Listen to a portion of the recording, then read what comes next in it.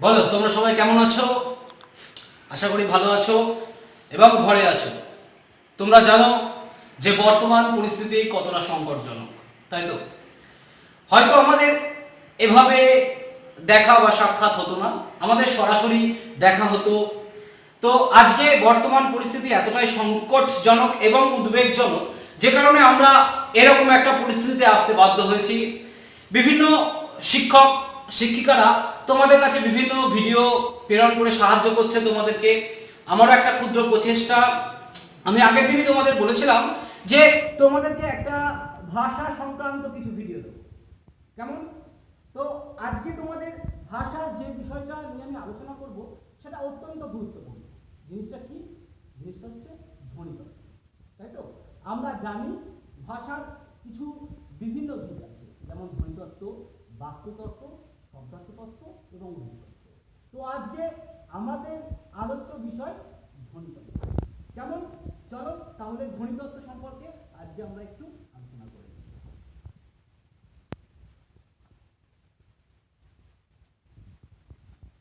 ধ্বনিতত্ত্ব।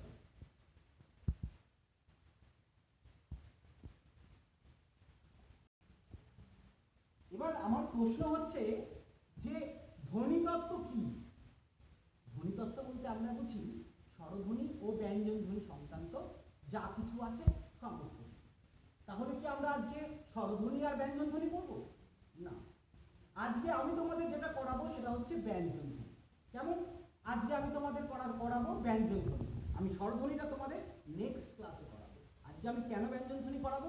কারণ ব্যঞ্জন ধ্বনিটা অনেক বৃহৎ এবং ব্যঞ্জন ধ্বনি জানতে পারলে আমরা অনেকটা সহজ এবং স্বাভাবিকভাবে স্বরধ্বনিটাকে আয়ত্তে নিয়ে আসতে পারবো। তাই যেহেতু আমরা স্বরধ্বনিটাকে অনেক বেশি আয়ত্তে নিয়ে আসতে পারবো, তাই আমরা প্রথমেই আজকে ব্যঞ্জন ধ্বনি শুরু করবো। আজকে আমাদের প্রারম্ভিক সূচনা ব্যঞ্জন ধ্বনি। চলো।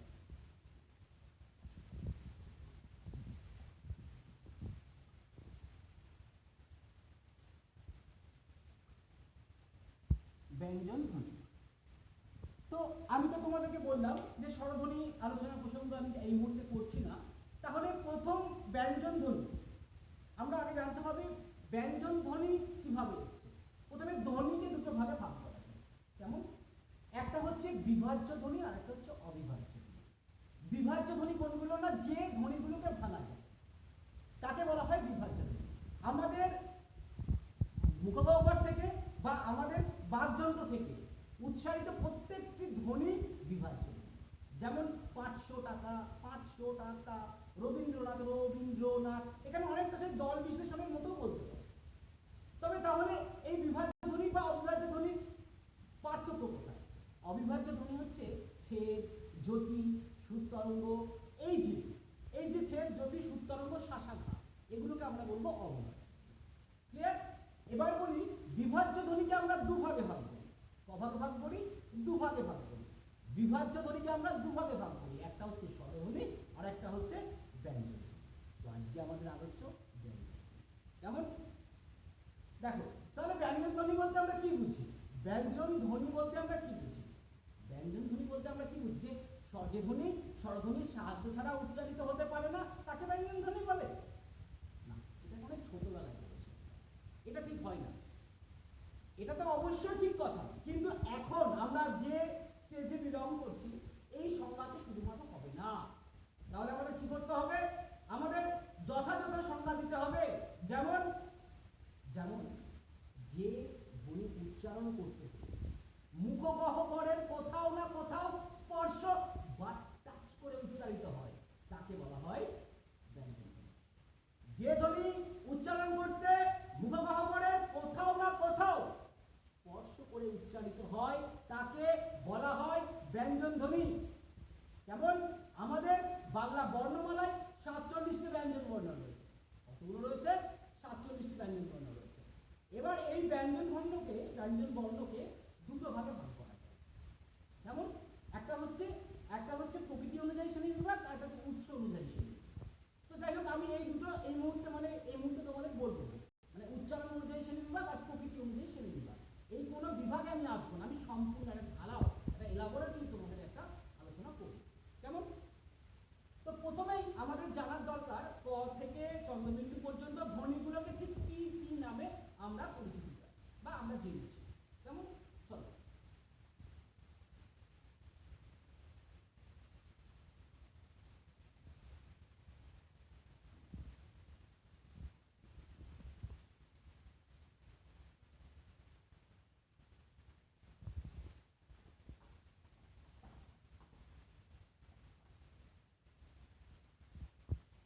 দেখো, প্রথমেই আমি আসবো, আমি প্রথমেই তোমাদের আসবো ক, খ, গ, ঘ, উ, চ, ছ, বর্গীয় জ, ঝ, ঞ, ট, ঠ, ড, ঢ, মূর্ধন্য, ট, ঠ, ড, ঢ, দন্ত্যন্য, প, ফ, ব, ভ, ম। তাহলে তোমরা দেখতে পাবে এখানে এই যে ক, খ, গ, ঘ, ঙ, চ, ছ, বর্গীয় জ, ঞ, এই যে 25 ক থেকে ম পর্যন্ত এখানে 25টি বর্ণ আছে। কি বললাম? ক থেকে ম পর্যন্ত এখানে 25টি বর্ণ আছে। যে 25টি বর্ণকে একত্রে বলা হয় স্পর্শ বর্ণ। যেমন কেন স্পর্শ বর্ণ বলা হয় আমি তোমাদের বলি। এই ক থেকে ম পর্যন্ত এই 25টি ধ্বনি আমাদের যে মুখ গহ্বর আছে, গহ্বর মানে হচ্ছে গলা, কেমন, বা মুখের পাক অংশ, তো আমাদের যে মুখ গহ্বর আছে সেখানে কোথাও না কোথাও স্পর্শ করে উচ্চারিত হয়। যেমন কখনো কণ্ঠকে স্পর্শ করে উচ্চারিত হয়, কখনো তালুকে স্পর্শ করে উচ্চারিত হয়, কখনো মূর্ধাকে স্পর্শ করে উচ্চারিত হয়, কখনো দন্ত বা কখনো ওষ্ঠ। তাহলে এই যে স্থান, এই স্থান অনুযায়ী আমরা ব্যঞ্জনকে ভাগ করি। যেমন তোমরা মাথায় রাখবে প্রতিটি বর্গের প্রথম বর্গগুলো হলো ক্যাপ্টেন। যেমন এই অনুযায়ী বর্গের নামকরণ করা হয়, এই অনুযায়ী বর্গের নামকরণ করা হয়। চলো একবার দেখে নিই।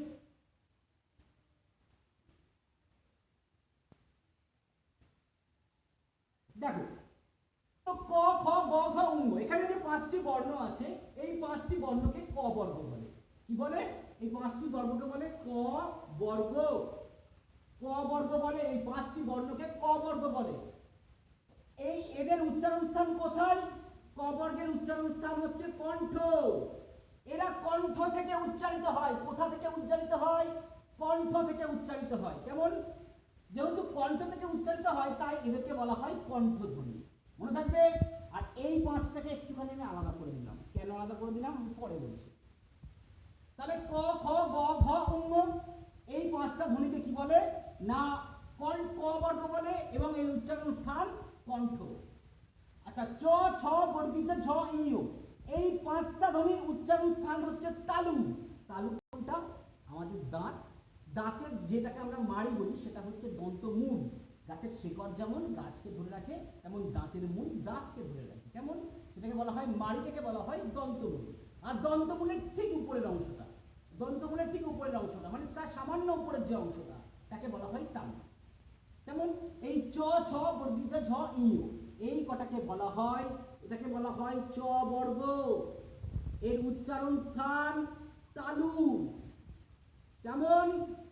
তাই এইগুলোকে বলা হয় তালব্য বর্ণ। কি বলা হয়? তালব্য বর্ণ। মনে থাকবে। তাহলে ক, খ, গ, ঘ এগুলোকে বলা হয় কণ্ঠবর্ণ।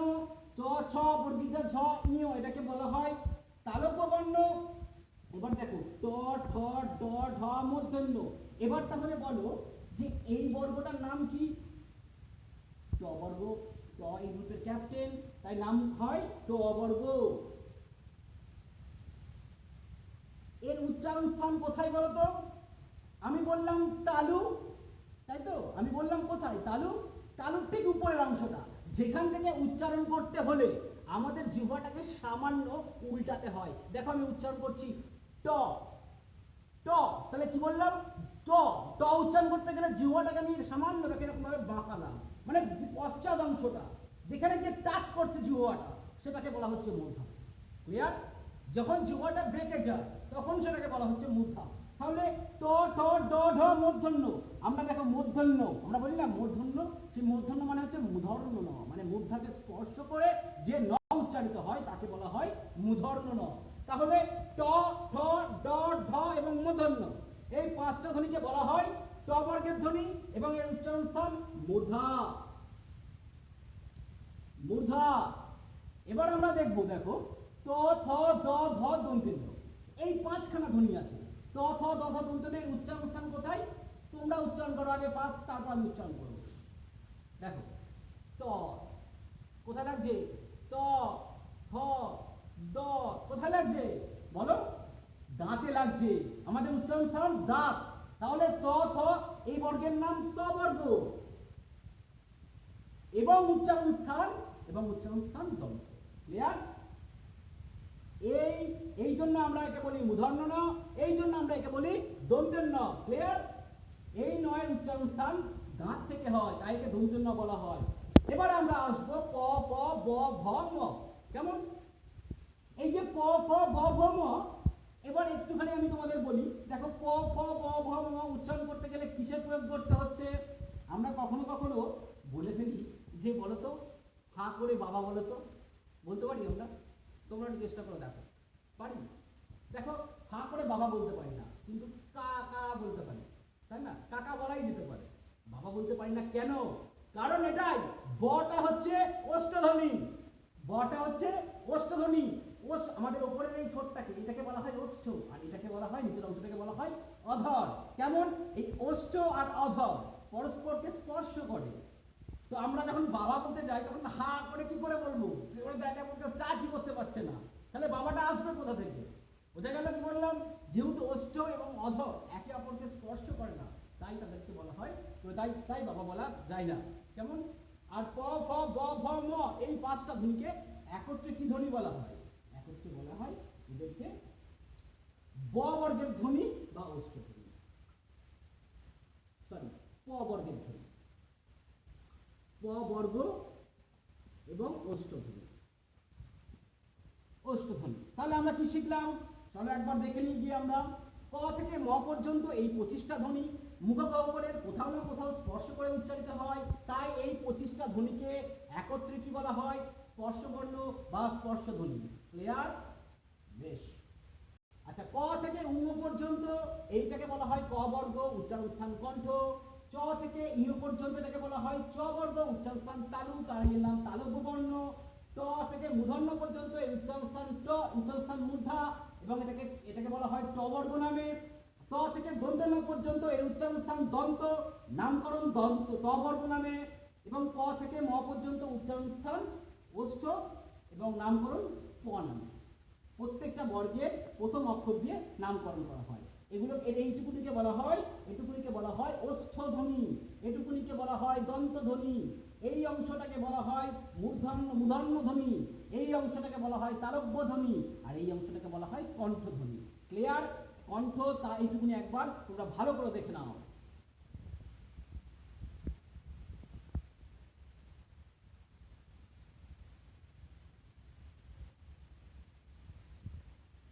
এবারে আমি তোমাদের বললাম যে দেখো একটা অংশে দাগ দিয়ে দিলাম। দাগ কেন দিলাম? এই অংশটাকে দাগ দিলাম তার কারণ হচ্ছে এই মূর্ধন্য দন্তন্য এবং ম, এই পাঁচটা যে ধ্বনি আছে, এই পাঁচটা ধ্বনিকে একত্রে বলা হয় নাসিক্য ধ্বনি বা নাসিক্য ব্যঞ্জন। নাসিক্য ব্যঞ্জন বলতে আমরা কি বুঝি? যখন শ্বাসবায়ু কেবলমাত্র মুখ দিয়ে নির্গত না হয়ে মুখ এবং নাক যুগপথ, দুইটি পথ দিয়ে নির্গত হয়, তখন তাকে বলা হয় নাসিক্য ব্যঞ্জন। মনে থাকবে কি বললাম? কারণ আমরা এই যখন ক বলছি তখন শ্বাসবায়ু কেবলমাত্র আমাদের কিন্তু মুখ দিয়ে নির্গত হয়, আর এই পাঁচটা ধ্বনি যখন আমরা উচ্চারণ করি তখন শ্বাসবায়ু কেবলমাত্র মুখ নয়, মুখ এবং নাক যুগপথ দিয়ে নির্গত হয়, তাই একে বলা হয় নাসিক্য ব্যঞ্জন বা নাসিক্য ধ্বনি। তোমরা মাথায় রাখবে, যা ধ্বনি তাই বর্ণ, কারণ আমরা মুখ দিয়ে যেটা উচ্চারণ করি সেটাকে বলা হয় ধ্বনি। আর যখন আমি এই যে বলছি ম, এটা ধ্বনি, এই যে আমি এখানটা লিখলাম ম, হয়ে গেল বর্ণ, কারণ আমরা জানি ধ্বনির লিখিত রূপকে বর্ণ বলে। ক্লিয়ার?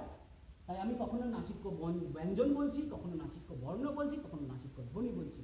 বিষয়টা হচ্ছে যখন আমরা মুখে উচ্চারণ করছি কোনো ধ্বনি, তখন সেটা তাকে ধ্বনিই বলছি, কিন্তু ধ্বনি যখন লেখার আকৃতি পায় বা ধ্বনি যখন লেখার মাধ্যম হয়ে ওঠে তখন সেটাকে বলা হয় বর্ণ।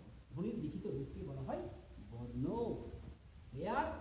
এবার আমি তোমাদের, দেখো ক থেকে ম পর্যন্ত এই 25টা ধ্বনি মুখগহ্বরের কোথাও না কোথাও স্পর্শ করে উচ্চারিত হয়, তাই এই 25টা ধ্বনিকে একত্রে বলা হয় নাসিক্য ব্যঞ্জন বা নাসিক্য ব্যঞ্জন। এই অংশটা আশা করি বোঝাতে পারলাম। তাহলে ক থেকে ম পর্যন্ত স্পর্শধ্বনি। স্পর্শ মানে স্পর্শ বা একে বলা হয় স্পৃষ্টধ্বনি। কেমন? স্পর্শ বা স্পৃষ্টধ্বনি। আচ্ছা, আর একটা কথা বলি, শুধুমাত্র এর আরো একটা নামকরণ আছে, জানো তো? এর না আরো একটা নামকরণ আছে। তোমরা তো একে চিনলে তালব্য বর্ণ নামে, আর একটা নামকরণ আমি তোমাদের চিনি। এই চ, ছ, বর্গীয় জ, ঝ, ইউ, এই পাঁচটা ধ্বনিকে কি বলে জানো? ঘৃষ্ট ধ্বনি। কি বলে? ঘৃষ্ট। ভয়েরই মূর্ধন্য ষয় জয়, একে বলা হয় ঘৃষ্ট ধ্বনি। ঘৃষ্ট ধ্বনি কেন বলা হয় জানো? বলি। কেন বলা হয় তার কারণ এই চারটে বা পাঁচটা ধ্বনি উচ্চারণ করতে, চারটে কেন বললাম কারণ এগুলোকে অনেকে ধরে অনেকে ধরে না, এই কথা। তো এই চারটে বা পাঁচটা ধ্বনি উচ্চারণ করতে গিয়ে আমাদের শ্বাসবায়ু প্রথমে কি হয় বলতো? রুদ্ধ হয়ে থাকে। যেমন চ, দেখো প্রথমে রুদ্ধ থাকে, তারপর শ্বাসবায়ুর পথ একেবারে সুগম হয়ে যায়। দেখো প্রথমে রুদ্ধ আছে, চ মানে প্রথমে শ্বাসবায়ুটা থেমে থাকে, তারপরে শ্বাসবায়ুটা একেবারে খুলে যায়, তাই একে বলা হয় ঘৃষ্ট ধ্বনি। প্রথমে রুদ্ধ থাকে এবং পরে একেবারেই খুলে যায়। কিন্তু তোমরা একটা জিনিস মাথায় রাখবে, আমি যখনই এইগুলো তোমাদের বলবো, তোমরা অবশ্যই বাড়িতে, এটা আমার আদেশ তোমাদের প্রতি, যখনই তোমরা বাড়িতে এগুলো শুনবে তখনই অবশ্যই নিজেরা মুখে মুখে উচ্চারণ করবে, আদারওয়াইজ কখনো শিখতে পারবে না। মনে থাকবে কি বললাম? তাহলে কি বললাম? এই চ, ছ, বর্গী, দেখো চ, এই যে আটকে আবার আবার উন্মুক্ত হয়ে যাচ্ছে, প্রথমে রুদ্ধ হচ্ছে পরে উন্মুক্ত হয়ে যাচ্ছে, এই জন্য একে বলা হচ্ছে ঘৃষ্ট ধ্বনি। ক্লিয়ার? দেখো এবার আমি কিন্তু এটা মুছবো। হ্যাঁ,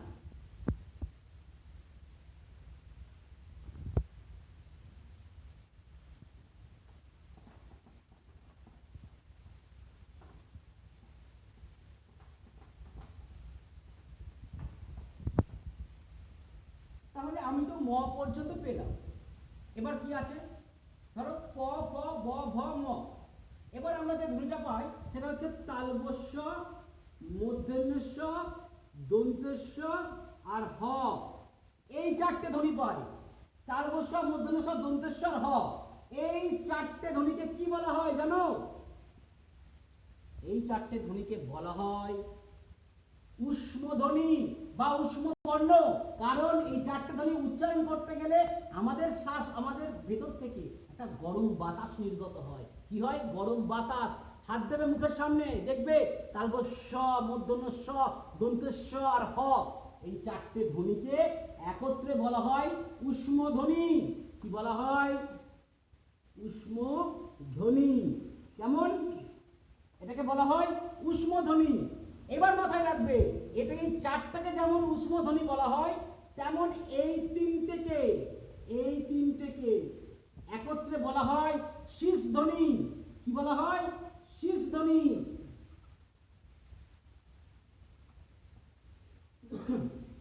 কি বলা হয়? শীষধ্বনি। কেন বলা হয়? তার কারণ হচ্ছে শীষ দেওয়ার মতো, দেখো শীষ দেওয়ার মতো এক প্রকার শব্দ নির্গত হয়। তালবস্য, মূর্ধন্য ষ, দন্তস্ব, তাই তো? তাই এই তিনটে ধ্বনিতে অপর নাম হচ্ছে শীষধ্বনি। আর শুধুমাত্র হটাকে কি বলা হয় জানো? এই হটাকে বলা হয় কণ্ঠনালীয় ধ্বনি। কি বলা হয়? কণ্ঠনালীয় ধ্বনি। কারণ হ উচ্চারণ করতে শ্বাসবায়ু কোথাও বাধা পায় না, কেবলমাত্র কণ্ঠ থেকে উচ্চারিত হয়ে সরাসরি চলে আসে। হ, দেখো উচ্চারণ করে দেখবে যে কোথাও কোথাও স্পর্শ করছে না, কেবলমাত্র শ্বাসনালী দিয়ে উঠে আসছে এক গরম বাতাস। যেমন তাই এটাকে বলা হচ্ছে কণ্ঠনালীয় ধ্বনি। কি বলা হয়? কণ্ঠনালীয় ধ্বনি।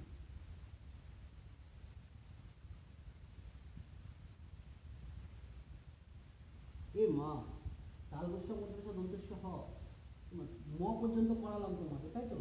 তাহলে জ, র, ল, ব, বাদ চলে গেল। কি স্যার ভুলে গেছে? একেবারেই নয়। দেখো জ, র, ল, ব, আমরা ম তে শেষ করেছিলাম। প, প, ব, ভ, ম তে শেষ করেছিলাম, তাই তো? আগেরটাই। তাহলে আমি চলে গেছিলাম তালবস্য, মূর্ধন্য ষ, দন্তেশ্ব আর হতে, যেটাকে বলা হয়েছিল ঊষ্মধ্বনি।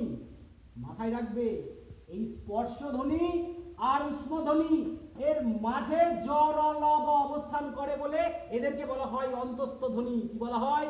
অন্তস্থ ধ্বনি। আমি তোমাদের এই দুটো না দেখালে এর মাঝটাকে দেখাতে পারতাম না। বোঝা গেল কি বললাম? জ র ল ব এই মাঝটাকে দেখাতে পারতাম না, এটাকে কি বলা হয়? অন্তস্থ ধ্বনি। অন্তস্থ ধ্বনি, কারণ এটা উষ্ম বর্ণ, এই যে এটা স্পর্শ বর্ণ এবং উষ্ম বর্ণের মাঝে যে ধ্বনিগুলোকে অবস্থান করে তাকে বলা হয় অন্তস্থ ধ্বনি। অন্তস্থ মানে হচ্ছে মধ্যবর্তী। কেমন? এবার ব্যাপার হচ্ছে এদের আবার সেপারেট সেপারেট কিছু ব্যাপার আছে, একটুখানি বলি। র, রকে আবার রর একটা আলাদা বৈচিত্র্য আছে, জানো? বৈচিত্র্য বলতে কেমন বৈচিত্র্য? বৈচিত্র্য বলতে হচ্ছে যখন আমরা র উচ্চারণ করি আমাদের জিহ্বার অগ্রভাগটা সামান্য কেঁপে ওঠে। কেমন কেঁপে ওঠে? দেখো আমি বয়শূন্য র দিয়ে উচ্চারণ করছি, রাবণ, রা রা, এই যে কম্পনটা হচ্ছে একটা রা। দেখো আমি যখন উচ্চারণ করছি বাড়ি বাড়ি বাড়ি, বয়াকাটা বাড়ি, তখন কিন্তু আমাদের জিভ কম্পিত হয় না। কিন্তু যখন বলি রাম, রাবণ, রাজত্ব, রাত, সব কিছুতে কম্পিত হয়। জিহ্বার অগ্রভাগ যখন কম্পিত হয় তখন কি হয় না, র ধ্বনির উৎপত্তি হয়। এই জন্য রকে বলা হয় কম্পিত ব্যঞ্জন। কি বলা হয়? রকে বলা হয় কম্পিত ব্যঞ্জন।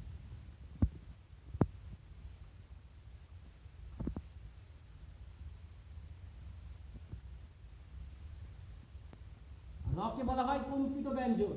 আচ্ছা, লকে কি বলা হয়? লকে কি বলা হয়? ল যখন উচ্চারণ করি আমাদের জিহ্বার অগ্রভাগ, এইটা জিহ্বার অগ্রভাগ দাঁতকে স্পর্শ করে এবং দুপাশ দিয়ে হাওয়া নির্গত হয়। দেখো ল, ল মানে জিহ্বা, আমাদের জিহ্বার অগ্রভাগটা দাঁতকে স্পর্শ করছে এবং দুপাশ দিয়ে হাওয়া নির্গত হচ্ছে। তাই লকে কি বললি আমরা? পার্শ্বিক ধ্বনি বলি। দুপাশ দিয়ে যেহেতু হাওয়া নির্গত হয় তাই একে বলা হয় পার্শ্বিক ধ্বনি। মনে থাকবে?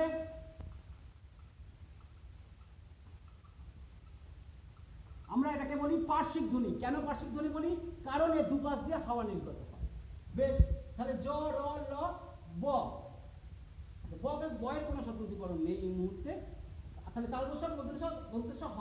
এবার আমরা যেটা পাবো সেটা হচ্ছে ডয় বিন্দুরা এবং ঢয় বিন্দুরা। ডয় বিন্দুরা এবং দেখো ডয় বিন্দুরা উচ্চারণ করতে আগে একটা জিনিস খেয়াল করবে, কেমন? ডয় বিন্দুরা যখন উচ্চারণ করছি আমরা কি কি পাচ্ছি? ড আর র, তাই না? ডয়ে বিন্দু, ডয়ে ডটা পাচ্ছি, ডয়ে ডয়ে বিন্দু র, আর রটাও পাচ্ছি। তাহলে ড উচ্চারণ করতে গেলে আমরা ড প্লাস র পাচ্ছি। ঢয় বিন্দুতেও সেই ঢ প্লাস র পাচ্ছি। এটা খেয়াল রাখবে। যেমন এই ডয় বিন্দু র আর ঢয় বিন্দু র আমরা যখন উচ্চারণ করি তখন কি হয়? তখন এই দুটো ধ্বনি প্রথম ড উচ্চারণ করতে গেলে আমাদের কোথায় যেতে হয়? আগেটা তোমাকে দেখিয়েছি, ট ঠ ড ঢ মূর্ধন্য মূর্ধায় যেতে হয়। এখানেও ঠিক তাই, জিহ্বাকে প্রথমে ড উচ্চারণ করতে মূর্ধায় যেতে হয় এবং তারপর র উচ্চারণ করতে গেলে আবার দাঁতের মূলে, নিচের পাটির দাঁতের মূলে পড়তে হয়। তাহলে জিহ্বাকে ওপর থেকে নিচ পর্যন্ত তরাক করে লাফিয়ে পড়তে হয়। কি করে পড়তে হয়? না তরাক করে লাফিয়ে পড়তে হয়, যেন জিহ্বাটা তরাক করে লাফিয়ে পড়ছে, বা কেউ যেন জিহ্বাটাকে তাড়াচ্ছে, যেন ছুটে বেড়াচ্ছে। এই যে জিহ্বার ছুটে বেড়ানো, এই জন্য তারুণ্যজাত বলা হয়। তারুণ্যজাত ধ্বনি, এই দুটোকে একত্রে বলা হয় তারুণ্যজাত ধ্বনি। মনে থাকবে? তারুণ্যজাত ধ্বনি মনে থাকে যেন। তারুণ্যজাত ধ্বনি কেন? কারণ জিহ্বা, আমাদের জিহ্বা মূর্ধা থেকে একেবারে দন্ত মূলে এসে পতিত হয়, তার জন্য একে বলা হয়। ক্লিয়ার? আচ্ছা, এবার আমরা যেটা পড়বো তালবস্য মূর্ধন্য মূর্ধন্য হ, ডয় বিন্দু ঢয় বিন্দু। আচ্ছা, এবার যে চারটি বর্ণ আমরা বলবো সেটা হচ্ছে খণ্ডোত্তর, অনিশ্বর, বিসর্গ এবং চন্দ্রবিন্দু। এই চারটে বর্ণ, এই চারটে বর্ণ উচ্চারণ করতে, এই চারটে বর্ণ উচ্চারণ করতে কি হয় না, এই চারটে বর্ণ উচ্চারণ করতে কখনো এরা নিজে নিজে উচ্চারিত হতে পারে না, এরা সব সময় অপরের সাহায্য। এই জন্য এদেরকে বলা হয় আশ্রয়ী ভাবী বর্ণ। মনে থাকবে? এই জন্য এদেরকে বলা হয় আশ্রয়ী ভাবী বর্ণ। কেমন? কারণ এরা সব সময় অপরের সাহায্যে উচ্চারিত হয়, বা এদেরকে বলা হয় অযোগবাহু বর্ণ। ক্লিয়ার? অযোগবাহু বর্ণ, অযোগবাহু বর্ণ বা আশ্রয়ী ভাবী বর্ণ।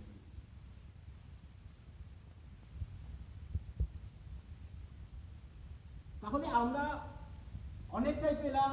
আবার একবার তোমাদের বিশ্লেষণে যাই। যেখানে আমরা দেখতে পেলাম, দেখো এই যে জ র ল ব, এটাকে আমরা বললাম অন্তস্থ ধ্বনি, কারণ স্পর্শধ্বনি এবং উষ্মধ্বনির মাঝে অবস্থান করছে, তাই এটাকে বলা হচ্ছে অন্তস্থ ধ্বনি।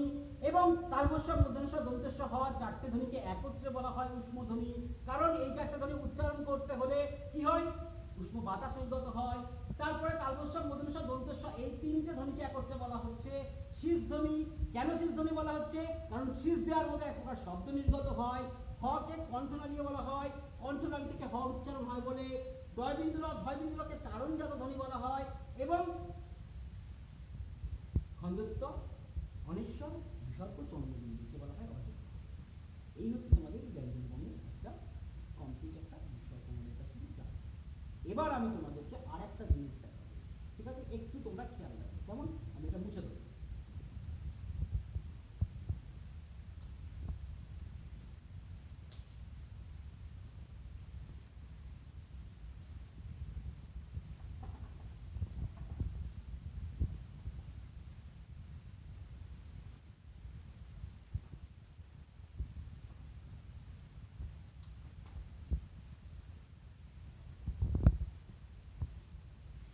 আবার আমি যাব একটু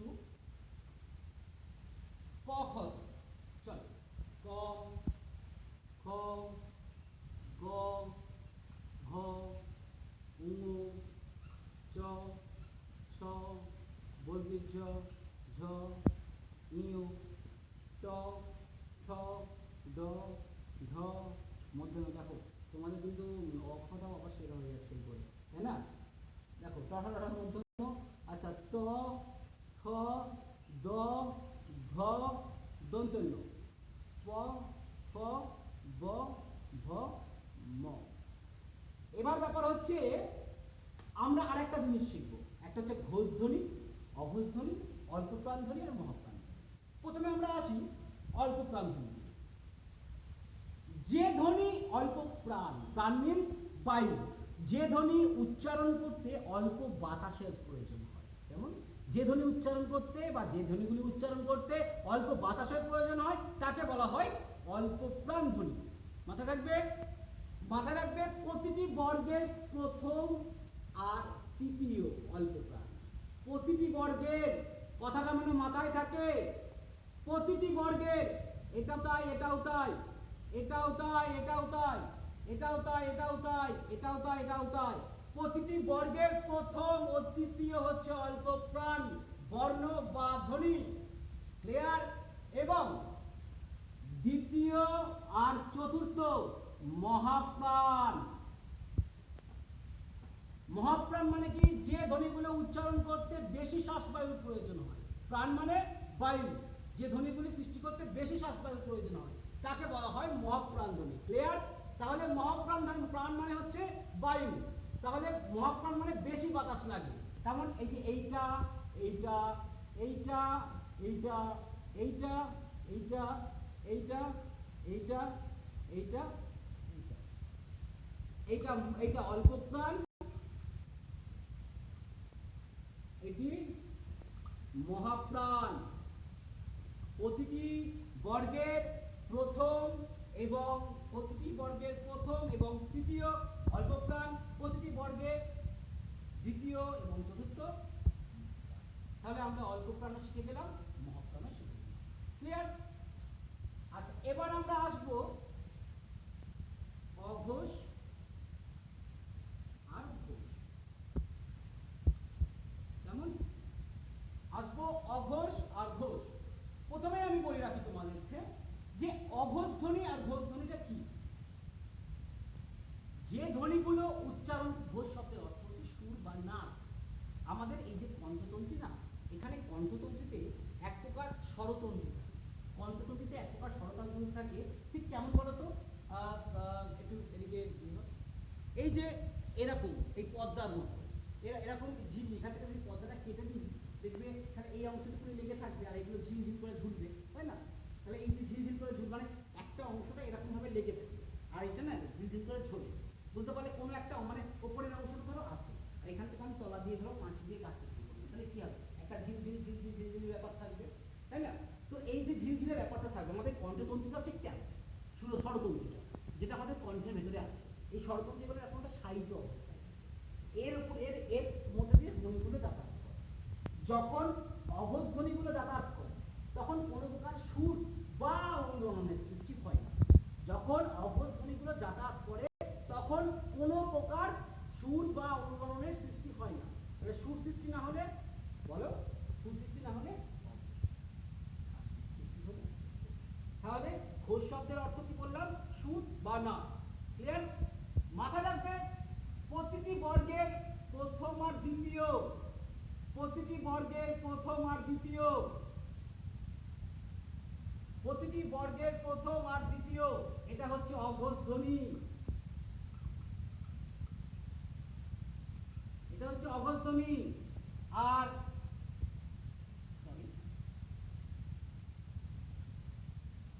আর তৃতীয় আর চতুর্থ, আর তৃতীয় আর চতুর্থ এটা হচ্ছে ঘোষ ধ্বনি।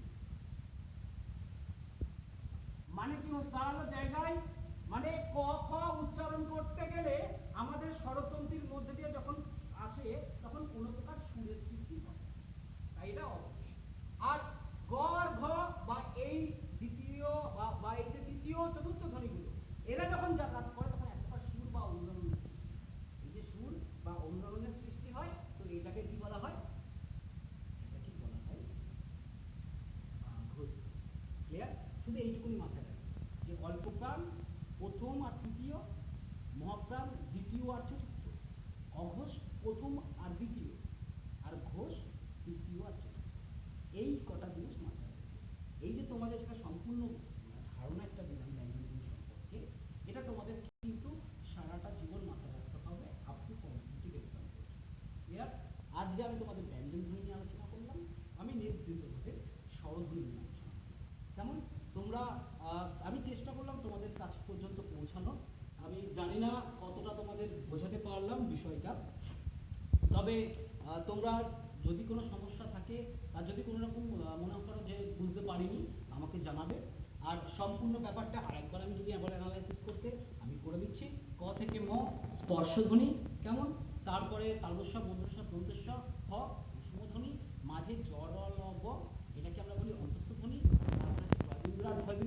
যাকে আমরা বলি বলো তারুণ্যজাত ধ্বনি, তারপরে রয়েছে র, শুধুমাত্র র কম্পিত ব্যঞ্জন বা কম্পিত ধ্বনি, তারপরে হচ্ছে ল দন্তমূলীয় ধ্বনি বা পার্শ্বিক ধ্বনি, কেমন, হ কণ্ঠনালীয় ধ্বনি, তালবস্য মধ্যস্ব দন্তস্ব তিনটে শীষ ধ্বনি, শীষ দেওয়ার মতো শব্দ হয় বলে। আচ্ছা, আর হচ্ছে খন্দত্ব বিসর্গ চন্দ্রবিন্দু অনেশ্বর এই যে চারটে ধ্বনি এরা হচ্ছে অযোগবাহ ধ্বনি। আর আর কি বললাম তোমাদেরকে, আর উন্ন ইঞ দন্তন মধ্যন ম এই পাঁচটা ধ্বনিকে বলা হয় নাসিক্য ব্যঞ্জন, কারণ এই নাসিক্য ব্যঞ্জন উচ্চারণ করতে গেলে আমাদের নাক এবং মুখ যুগপথ দিয়ে শ্বাসবায়ু নির্গত হয়, তাই একে বলা হয় নাসিক্য ব্যঞ্জন বা নাসিক্য ধ্বনি। আর আর কি বলো, এই আরেকটা জিনিস তোমাদের ছোট্ট একটুখানি একটা জিনিস আমি বলে দিই, একটুখানি দাদা,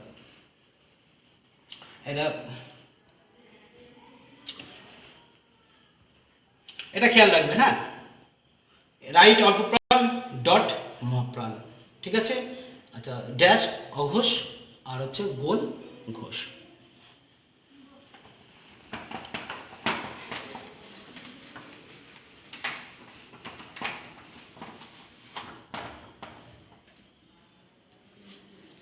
আচ্ছা, আর একটা জিনিস তোমাদের আমি বলবো, যেটা আমি আপাতত মুখেই বলে রাখি,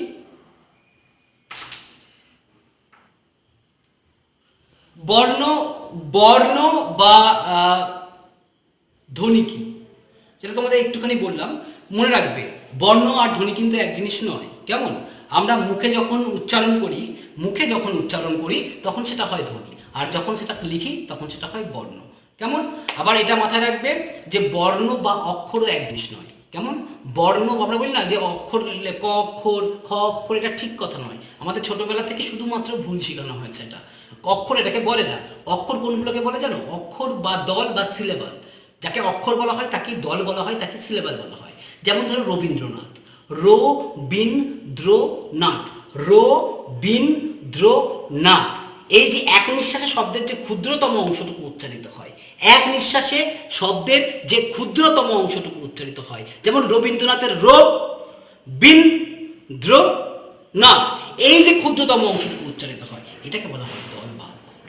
এটাকে বলা হয় দল বা অক্ষর। তাহলে এটা কিন্তু তোমরা মাথায় রাখবে, বর্ণ বা অক্ষর কিন্তু কোনো মতেই এক নয়। কেমন? এটা কিন্তু তোমাদের মাথায় রাখতে হবে। আচ্ছা, আর একটা জিনিস আমি তোমাদেরকে বলবো, যেটা হচ্ছে শব্দ বা পদ কি। শব্দ বা পদ কি? শব্দ বা পদ কি একই জিনিস? ঢং করে একটা আওয়াজ হলো, এটাই কি শব্দ? না। ধরো আমি তোমাদের বলি আকাশ, আকাশ ঘুড়ি উড়ছে। কেমন? আকাশ ঘুড়ি উড়ছে। তাহলে আকাশ একটা শব্দ, ঘুড়ি একটা শব্দ, সরি উড়ছে নয়, আকাশ ঘুড়ি ওড়া, আর ওরা একটা শব্দ। এই আকাশ ঘুড়ি ওরা হলো একটা শব্দ। কিন্তু এই আকাশে যখন বিভক্তি পড়ে যায়,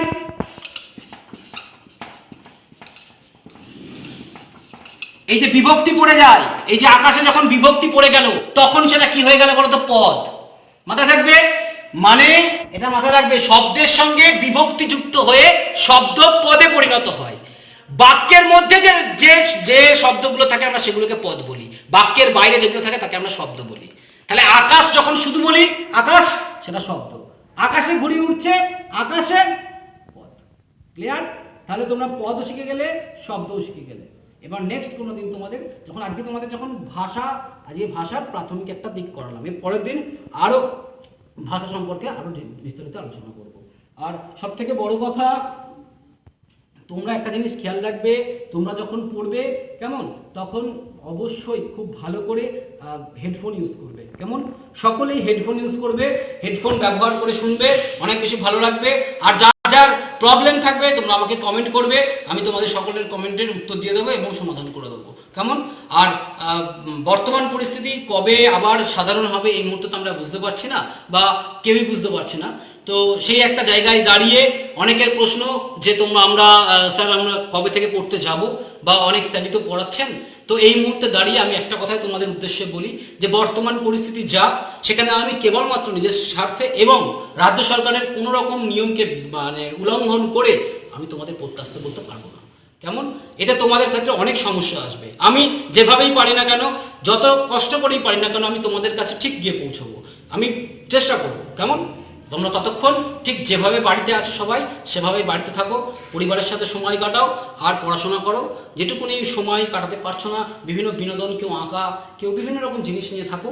আর আজকে এই পর্যন্তই। সবাই ভালো থেকো এবং সুস্থ থেকো। ওকে, ধন্যবাদ।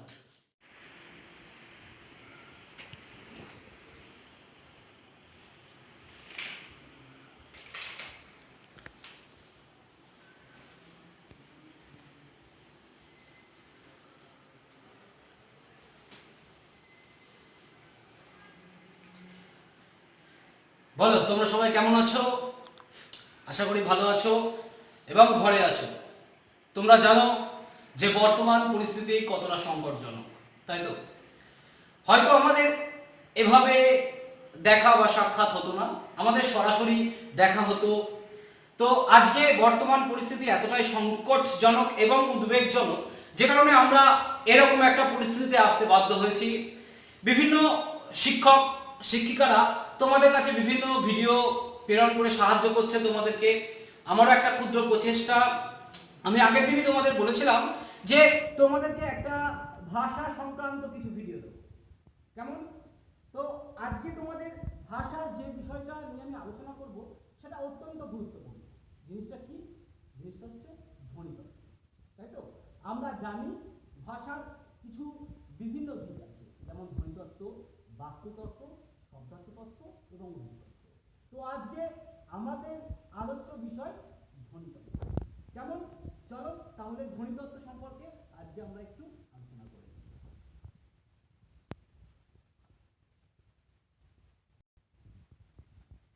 ধ্বনিতত্ত্ব।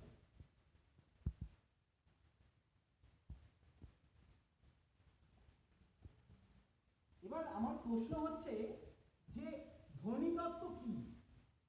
ধ্বনিতত্ত্ব বলতে বলতে আমরা বুঝি স্বরধ্বনি ও ব্যঞ্জন ধ্বনি সংক্রান্ত যা কিছু আছে সমস্ত। তাহলে কি আমরা আজকে স্বরধ্বনি আর ব্যঞ্জন ধ্বনি পড়বো? না, আজকে আমি তোমাদের যেটা করাবো সেটা হচ্ছে ব্যঞ্জন ধ্বনি। কেমন? আজকে আমি তোমাদের করাবো ব্যঞ্জন ধ্বনি। আমি স্বরধ্বনিটা তোমাদের নেক্সট ক্লাসে করাবো। আজকে আমি কেন ব্যঞ্জন ধ্বনি করাবো? কারণ ব্যঞ্জন ধ্বনিটা অনেক বৃহৎ এবং ব্যঞ্জন ধ্বনি জানতে পারলে আমরা অনেকটা সহজ এবং স্বাভাবিকভাবে স্বরধ্বনিটাকে আয়ত্তে নিয়ে আসতে পারবো। তাই যেহেতু আমরা স্বরধ্বনিটাকে অনেক বেশি আয়ত্তে নিয়ে আসতে পারবো, তাই আমরা প্রথমেই আজকে ব্যঞ্জন ধ্বনি শুরু করবো। আজকে আমাদের প্রারম্ভিক সূচনা ব্যঞ্জন ধ্বনি। চলো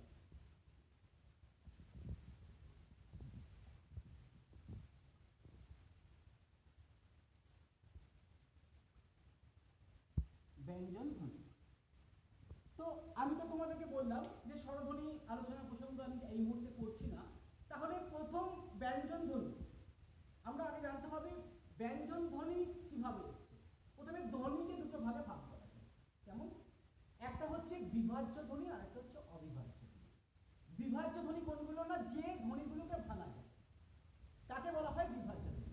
আমাদের মুখগহ্বর থেকে বা আমাদের বাকযন্ত্র থেকে উচ্চারিত প্রত্যেকটি ধ্বনি বিভাজ্য। যেমন 500 টাকা, 500 টাকা, রবীন্দ্রনাথ, রবীন্দ্রনাথ, এখানে অনেকটা সে দল বিশ্লেষণের মতো বলতে পারে। তবে তাহলে এই বিভাজ্য ধ্বনি বা অবিভাজ্য ধ্বনির পার্থক্য কোথায়? অবিভাজ্য ধ্বনি হচ্ছে ছেদ, জ্যোতি, সুরতরঙ্গ। এই যে ছেদ, জ্যোতি, সুরতরঙ্গ, শাসাঘা, এগুলোকে আমরা বলবো অবিভাজ্য। ক্লিয়ার? এবার বলি বিভাজ্য ধ্বনিকে আমরা দুভাগে ভাগ করি। কভাগে ভাগ করি? দুভাগে ভাগ করি। বিভাজ্য ধ্বনিকে আমরা দুভাগে ভাগ করি, একটা হচ্ছে স্বরধ্বনি আর একটা হচ্ছে ব্যঞ্জন। তো আজকে আমাদের আলোচ্য ব্যঞ্জন। কেমন? দেখো তাহলে ব্যঞ্জন ধ্বনি বলতে আমরা কি বুঝি? ব্যঞ্জন ধ্বনি বলতে আমরা কি বুঝি? ব্যঞ্জন ধ্বনি বলতে আমরা কি বুঝি? যে ধ্বনি স্বরধ্বনির সাহায্য ছাড়া উচ্চারিত হতে পারে না তাকে ব্যঞ্জন ধ্বনি বলে। না, এটা অনেক ছোটবেলায় বলেছে, এটা ঠিক হয় না। এটা তো অবশ্যই ঠিক কথা, কিন্তু এখন আমরা যে স্টেজে বিলং করছি এই সংজ্ঞাতে শুধুমাত্র হবে না। তাহলে আমাদের কি করতে হবে? আমাদের যথাযথ সংজ্ঞা দিতে হবে। যেমন যেমন যে ধ্বনি উচ্চারণ করতে মুখগহ্বরের কোথাও না কোথাও স্পর্শ বা টাচ করে উচ্চারিত হয় তাকে বলা হয় ব্যঞ্জন ধ্বনি। যে ধ্বনি উচ্চারণ করতে মুখগহ্বরের কোথাও না কোথাও স্পর্শ করে উচ্চারিত হয় তাকে বলা হয় ব্যঞ্জন ধ্বনি। যেমন আমাদের বাংলা বর্ণমালায় 47টি ব্যঞ্জন বর্ণ রয়েছে। কতগুলো রয়েছে? 47টি ব্যঞ্জন বর্ণ রয়েছে। এবার এই ব্যঞ্জন বর্ণকে দুটো ভাগে ভাগ করা যায়। যেমন একটা হচ্ছে প্রকৃতি অনুযায়ী শ্রেণী বিভাগ আর একটা হচ্ছে উৎস অনুযায়ী শ্রেণী। তো যাই হোক, আমি এই মুহূর্তে তোমাদের বলবো মানে উচ্চারণ অনুযায়ী শ্রেণী বিভাগ আর প্রকৃতি অনুযায়ী শ্রেণী বিভাগ, এই কোনো বিভাগে আমি আসবো না। আমি সম্পূর্ণ একটা ঢালাও একটা এলাবোরেটলি তোমাদের একটা আলোচনা করব। কেমন? তো প্রথমেই আমাদের জানার দরকার ক থেকে চন্দ্রবিন্দু পর্যন্ত ধ্বনিগুলোকে ঠিক কি কি নামে আমরা পরিচিত বা আমরা জেনেছি। কেমন? চলো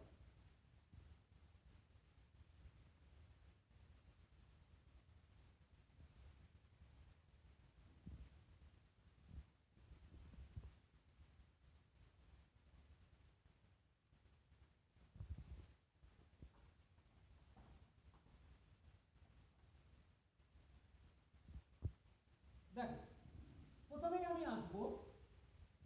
প্রথমেই তোমাদের আসবো ক, খ, গ, ঘ, উ, চ, ছ, বর্গীয় জ, ঝ, ঞ, ট, ঠ, ড, ঢ, মূর্ধন্য, ট, ঠ, ড, ঢ, দন্ত্যন্য, প, প, ব, ভ, ম। তাহলে তোমরা দেখতে পাবে এখানে এই যে ক, খ, গ, ঘ, উ, চ, ছ, বর্গীয় জ, ঞ, এই যে ক থেকে ম পর্যন্ত এখানে 25টি বর্ণ আছে। কি বললাম? ক থেকে ম পর্যন্ত এখানে 25টি বর্ণ আছে। যে 25টি বর্ণকে একত্রে বলা হয় স্পর্শ বর্ণ। কেমন? কেন স্পর্শ বর্ণ বলা হয় আমি তোমাদের বলি। এই ক থেকে ম পর্যন্ত এই 25টি ধ্বনি আমাদের যে মুখগহ্বর আছে, গহ্বর মানে হচ্ছে গলা, কেমন, বা মুখের পাক অংশ। তো আমাদের যে মুখগহ্বর আছে সেখানে কোথাও না কোথাও স্পর্শ করে উচ্চারিত হয়। যেমন কখনো কণ্ঠকে স্পর্শ করে উচ্চারিত হয়, কখনো তালুকে স্পর্শ করে উচ্চারিত হয়, কখনো মূর্ধাকে স্পর্শ করে উচ্চারিত হয়, কখনো দন্ত বা কখনো ওষ্ঠ। তাহলে এই যে স্থান, এই স্থান অনুযায়ী আমরা ব্যঞ্জনজনিত ভাগ করি। কেমন, তোমরা মাথায় রাখবে প্রতিটি বর্গের প্রথম বর্গগুলো হলো ক্যাপ্টেন। যেমন এই অনুযায়ী বর্গের নামকরণ করা হয়, এই অনুযায়ী বর্গের নামকরণ করা হয়। চলো একবার দেখে নিই।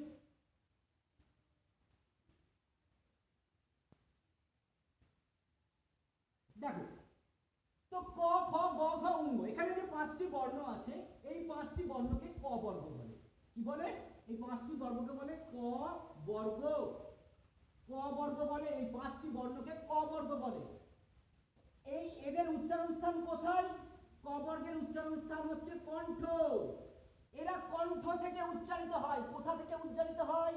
কণ্ঠ থেকে উচ্চারিত হয়। কেমন, যেহেতু কণ্ঠ থেকে উচ্চারিত হয় তাই এদেরকে বলা হয় কণ্ঠধ্বনি। মনে থাকবে। আর এই 5টাকে একটুখানি আমি আলাদা করে দিলাম। কেন আলাদা করে দিলাম আমি পরে বলছি। তাহলে ক খ গ ঘ ঙ, এই 5টা ধ্বনিকে কি বলে না ক বর্গ বলে এবং এর উচ্চারণ স্থান কণ্ঠ। আচ্ছা, চ ছ বর্গিত ঝ ঞ, এই 5টা ধ্বনির উচ্চারণ স্থান হচ্ছে তালু। তালু কোনটা? আমাদের দাঁত। দাঁতের যেটাকে আমরা মাড়ি বলি সেটা হচ্ছে দন্তমূল। গাছের শিকড় যেমন গাছকে ধরে রাখে তেমন দাঁতের মূল দাঁতকে ধরে রাখে। কেমন, সেটাকে বলা হয় মাড়িটাকে বলা হয় দন্তমূল। আর দন্তমূলের ঠিক উপরের অংশটা, দন্তমূলের ঠিক উপরের অংশটা মানে তার সামান্য উপরের যে অংশটা তাকে বলা হয় তালু। যেমন এই চ ছ বর্গিত ঝ ঞ, এই কটাকে বলা হয়, এটাকে বলা হয় চ বর্গ। এর উচ্চারণ স্থান তালু। কেমন, তাই এইগুলোকে বলা হয় তালব্য বর্ণ। কি বলা হয়? তালব্য বর্ণ। মনে থাকবে। তাহলে ক খ গ ঘ এগুলোকে বলা হয় কণ্ঠবর্ণ। চ ছ বর্গিত ঝ ঞ এটাকে বলা হয় তালব্য বর্ণ। এবার দেখো ট ঠ ড ঢ মূর্ধন্য। এবার তাহলে বলো যে এই বর্গটার নাম কি? ট বর্গ। ট এই গ্রুপের ক্যাপ্টেন, তাই নাম হয় ট বর্গ। এর উচ্চারণ স্থান কোথায় বলো তো? আমি বললাম তালু, তাই তো? আমি বললাম কোথায়? তালু। তালুর ঠিক উপরের অংশটা, যেখান থেকে উচ্চারণ করতে হলে আমাদের জিহ্বাটাকে সামান্য উল্টাতে হয়। দেখো আমি উচ্চারণ করছি ট ট, তাহলে কি বললাম? ট। ট উচ্চারণ করতে গেলে জিহ্বাটাকে আমি সামান্য এরকম ভাবে বাঁকালাম, মানে পশ্চাৎ অংশটা যেখানে যে টাচ করছে জিহ্বাটা সেটাকে বলা হচ্ছে মূর্ধা। ক্লিয়ার? যখন জিহ্বাটা বেঁকে যায় তখন সেটাকে বলা হচ্ছে মূর্ধা। তাহলে ট ঠ ড ঢ মূর্ধন্য। আমরা দেখো মূর্ধন্য, আমরা বলি না মূর্ধন্য, সেই মূর্ধন্য মানে হচ্ছে মূধর্ণ ন, মানে মূর্ধাকে স্পর্শ করে যে ন উচ্চারিত হয় তাকে বলা হয় মূধর্ণ ন। তাহলে ট ঠ ড ঢ এবং মূর্ধন্য, এই 5টা ধ্বনিকে বলা হয় ট বর্গের ধ্বনি এবং এর উচ্চারণ স্থান মূর্ধা। মূর্ধা। এবার আমরা দেখব, দেখো ত থ দ ধ দন্তেন্য, এই 5খানা ধ্বনি আছে। ত থ দ ধ দন্তেন্যের উচ্চারণ স্থান কোথায়? তোমরা উচ্চারণ করো আগে 5, তারপর আমি উচ্চারণ করব। দেখো ত কোথায় লাগছে? ত থ দ কোথায় লাগছে বলো? দাঁতে লাগছে। আমাদের উচ্চারণ স্থান দাঁত। তাহলে ত থ এই বর্গের নাম ত বর্গ এবং উচ্চারণ স্থান দন্ত। ক্লিয়ার? এই জন্য আমরা একে বলি মূর্ধন্য ন, এই জন্য আমরা একে বলি দন্তের ন। ক্লিয়ার? এই নয়ের উচ্চারণ স্থান দাঁত থেকে হয়, তাই একে দন্তের ন বলা হয়। এবার আমরা আসবো প প ব ভ ম। কেমন? এই যে প প ব ভ ম, এবার একটুখানি আমি তোমাদের বলি। দেখো প প ব ভ ম উচ্চারণ করতে গেলে কিসের প্রয়োগ করতে হচ্ছে? আমরা কখনো কখনো বলে ফেলি যে বলো তো হা করে বাবা বলো তো, বলতে পারি আমরা? তোমরা একটু চেষ্টা করে দেখো, পারি? দেখো হা করে বাবা বলতে পারি না, কিন্তু কাকা বলতে পারি, তাই না? কাকা বলাই যেতে পারে, বাবা বলতে পারি না। কেন? কারণ এটাই, বটা হচ্ছে অষ্টধ্বনি। বটা হচ্ছে অষ্টধ্বনি। আমাদের উপরের এই ঠোঁটটাকে, এটাকে বলা হয় ওষ্ঠ, আর এটাকে বলা হয়, নিচের অংশটাকে বলা হয় অধর। কেমন? এই ওষ্ঠ আর অধর পরস্পরকে স্পর্শ করে। তো আমরা যখন বাবা বলতে যাই তখন হা করে কি করে বলবো? ওরা দেখা বলতে স্টার্টই করতে পারছে না, তাহলে বাবাটা আসবে কোথা থেকে? বোঝা গেল কি বললাম?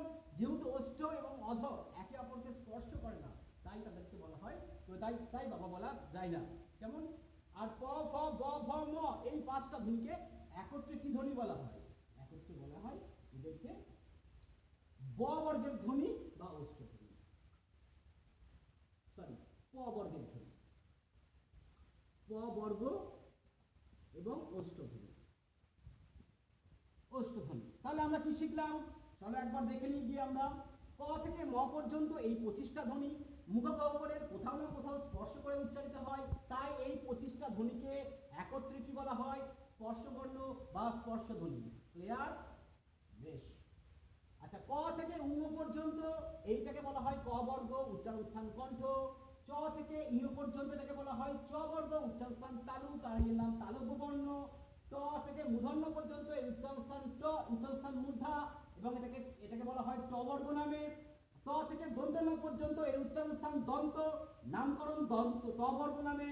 এবং ক থেকে ম পর্যন্ত উচ্চারণ স্থান ওষ্ঠ এবং নামকরণ প নামে। প্রত্যেকটা বর্গের প্রথম অক্ষর দিয়ে নামকরণ করা হয়।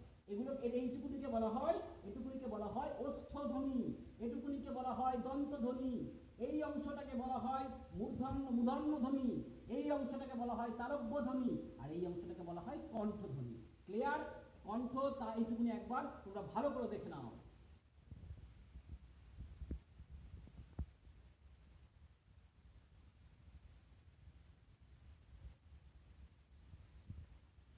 এবারে আমি তোমাদের বললাম যে দেখো একটা অংশে দাগ দিয়ে দিলাম। দাগ কেন দিলাম? এই অংশটাকে দাগ দিলাম তার কারণ হচ্ছে এই মূর্ধন্য দন্তন্য এবং ম, এই পাঁচটা যে ধ্বনি আছে, এই পাঁচটা ধ্বনিকে একত্রে বলা হয় নাসিক্য ধ্বনি বা নাসিক্য ব্যঞ্জন। নাসিক্য ব্যঞ্জন বলতে আমরা কি বুঝি? যখন শ্বাসবায়ু কেবলমাত্র মুখ দিয়ে নির্গত না হয়ে মুখ এবং নাক যুগপথ, দুইটি পথ দিয়ে নির্গত হয়, তখন তাকে বলা হয় নাসিক্য ব্যঞ্জন। মনে থাকবে কি বললাম?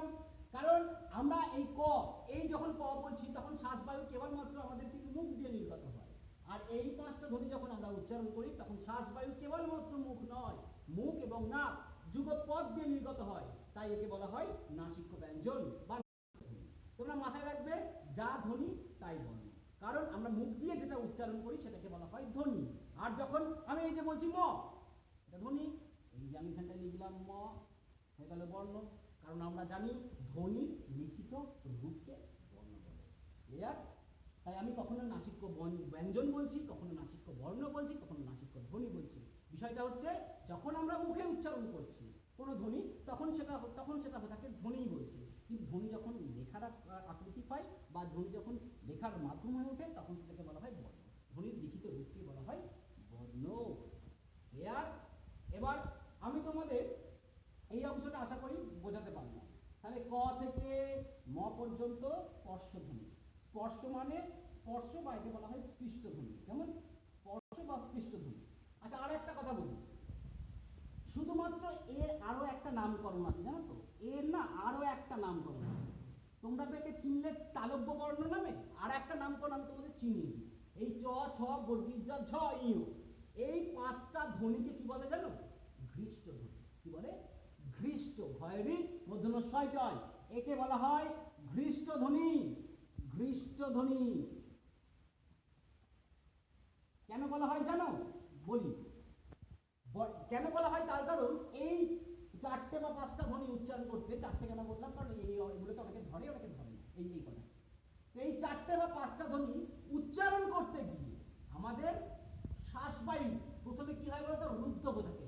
যেমন চ, দেখো প্রথমে রুদ্ধ থাকে, তারপর শ্বাসবায়ুর পথ একেবারে সুগম হয়ে যায়। দেখো প্রথমে রুদ্ধ আছে, চ মানে প্রথমে শ্বাসবায়ুটা থেমে থাকে, তারপরে শ্বাসবায়ুটা একেবারে খুলে যায়, তাই একে বলা হয় ঘৃষ্ট ধ্বনি। প্রথমে রুদ্ধ থাকে এবং পরে একেবারেই খুলে যায়। কিন্তু তোমরা একটা জিনিস মাথায় রাখবে, আমি যখনই এইগুলো তোমাদের বলবো তোমরা অবশ্যই বাড়িতে এটা আমার আদেশ তোমাদের প্রতি। যখনই তোমরা বাড়িতে এগুলো শুনবে তখনই অবশ্যই নিজেরা মুখে মুখে উচ্চারণ করবে, আদারওয়াইজ কখনো শিখতে পারবে না। মনে থাকবে কি বললাম? তাহলে কি বললাম?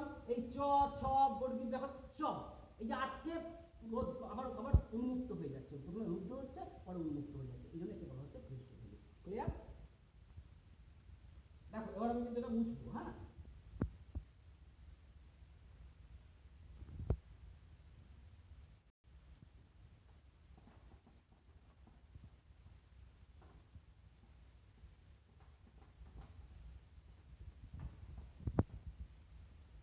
তাহলে আমি তো ম পর্যন্ত পেলাম।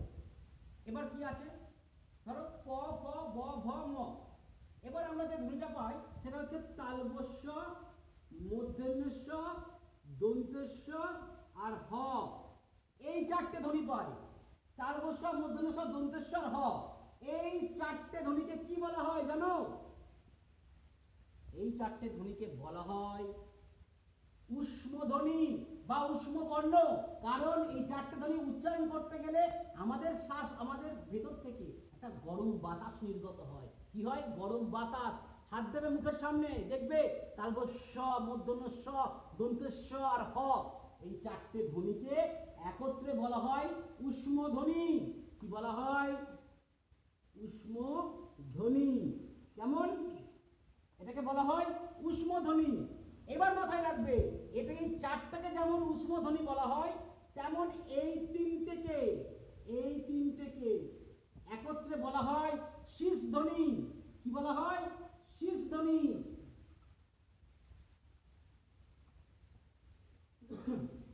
কি বলা হয়? শীষধ্বনি। কেন বলা হয়? তার কারণ হচ্ছে শীষ দেওয়ার মতো, দেখো শীষ দেওয়ার মতো এক প্রকার শব্দ নির্গত হয়। তালবস্য, মূর্ধন্য ষ, দন্তস্ব, তাই তো? তাই এই তিনটে ধ্বনিতে অপর নাম হচ্ছে শীষধ্বনি। আর শুধুমাত্র হটাকে কি বলা হয় জানো? এই হটাকে বলা হয় কণ্ঠনালীয় ধ্বনি। কি বলা হয়? কণ্ঠনালীয় ধ্বনি। কারণ হ উচ্চারণ করতে শ্বাসবায়ু কোথাও বাধা পায় না, কেবলমাত্র কণ্ঠ থেকে উচ্চারিত হয়ে সোজাসুজি চলে আসে। হ, দেখো উচ্চারণ করে দেখবে যে কোথাও কোথাও স্পর্শ করছে না, কেবলমাত্র শ্বাসনালী দিয়ে উঠে আসছে এক গরম বাতাস। যেমন তাই এটাকে বলা হচ্ছে কণ্ঠনালীয় ধ্বনি। কি বলা হয়? কণ্ঠনালীয় ধ্বনি।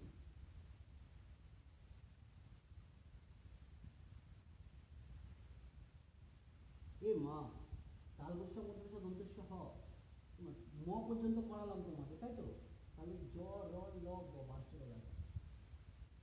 কি স্যার ভুলে গেছে? একেবারেই নয়। দেখো জ, র, ল, ব আমরা মতে শেষ করেছিলাম। প, প, ব, ভ, মতে শেষ করেছিলাম, তাই তো?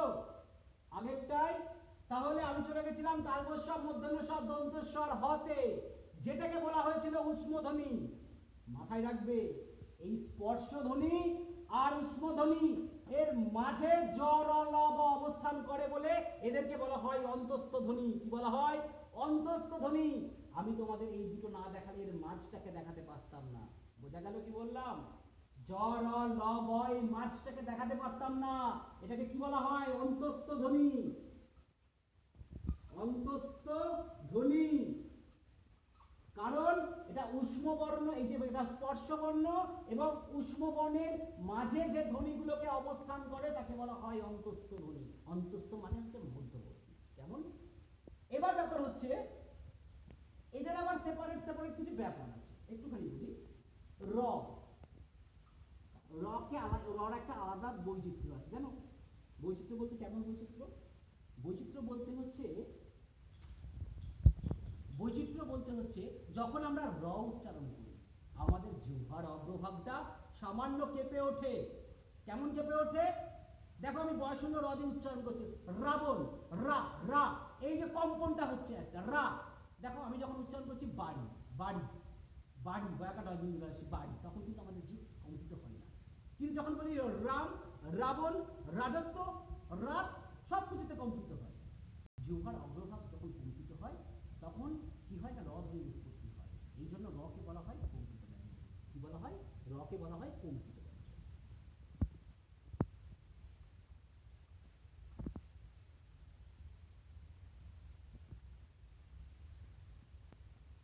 কে বলা হয় কম্পিত ব্যঞ্জন। আচ্ছা ল কে কি বলা হয়? ল কে কি বলা হয়?